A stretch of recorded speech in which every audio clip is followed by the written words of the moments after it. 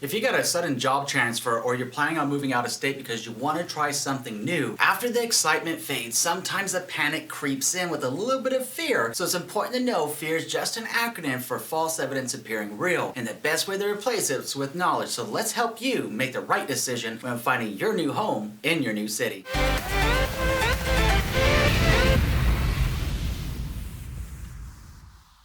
My name is Andrew Finney and my passion is helping you make sense of real estate. If you need help finding a top agent near you, or if you simply want to drop me a line to say hello, my contact info is below. If you're new here, please go ahead and subscribe to this channel now and like this video. Thank you. Alright my friend, let's talk about this and plan this out together so that you can replace any fear that you have with the excitement that you had initially when you were planning out your move to your new city. There's a few different things that we can do to help best prepare you, so let's take a look at 4 of them that you'll want to get started with right now. The first thing that you want to do is get onto our favorite tool called Google and start searching everything that you can about that city. In specific, there's 6 areas that you're going to want to take a closer look at. The first one is the local tourism site for the new city. The second is the Chamber of Commerce. The third is to follow the local news stations in your new city and also find out what the major paper is, subscribe to their news feed, and see what's going on around your new town. The fourth thing is to look up any nearby universities or colleges in your new city and become more acquainted with what's going on in the overall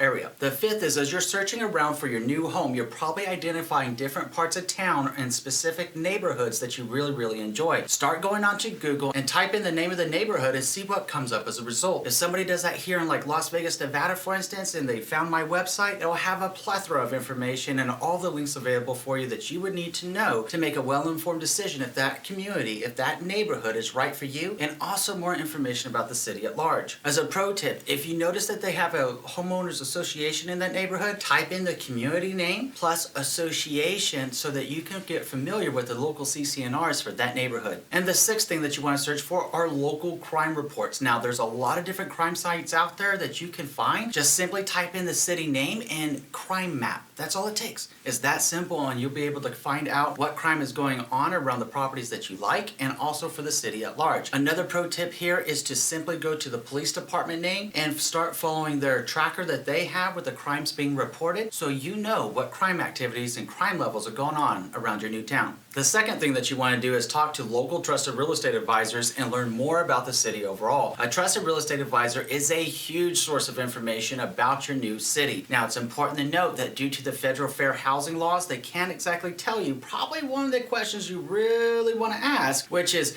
I want a safe neighborhood, where should I go? Because of the Federal Fair Housing Act, we can't give you that information directly since it's a subjective opinion, and what's right for one may not be right for another. So what we can do is give you a lot of different links to help you make the decision that's right for you about the area that you're considering. So when it comes to your trusted real estate advisor, there's a few things that you're going to want to do. More than likely, you're going to want to interview at least over the phone 1 to 3 trusted real estate advisors. As you do that, I would highly encourage you to Google that real estate agent and check their online ratings, reviews, and past sales performance. See where they're selling properties and see if they sell the kind of property that's of most interest to you. The second thing that you're going to want to do is ask for a buyer-broker agreement so that you have a chance to review the terms of the agreement of working together before you get there and you start looking for your new home. The third thing you want to find out is, what is the protocol for going around town for any open houses? Maybe you're one of those people that love going to the open houses, and that's absolutely okay. In different cities and in different areas, it may be customary for you to go ahead and go out by yourself to the open house, and in some areas it may be a situation where your buyer agent should be going with you. Find out up front what that protocol is and make sure that everybody's on the same sheet of music going forward. The fourth thing you want to know is who's going to pay your real estate agent. It could be you, depending on the area and depending on the specific property that you're looking for. It is customary in many parts of the United States that the seller pays the real estate commission. At the same time, if you really like a property and it's listed as for sub-owner, it might be you that pays your agent. Find out up front so that you know going forward how to budget for your new home. The fifth thing you want to do is talk to your trusted real estate advisor about the closing process and how it's going to go down. Is an attorney going to be needed? Is an attorney not going to be needed? Do you get keys the same day that you close? Do you get keys before? Do you get keys after? You'll need to know these things moving forward so that you can set yourself up with realistic expectations going forward. The easiest way to do that is have a really good buyer consultation meeting with your trusted real estate advisor you choose to work with. Again, if you need some help finding a top agent near you, please let me know. I'm happy to help you. For the third thing, you're going to want to be able to dig into knowing what kind of home inspections are going down in that city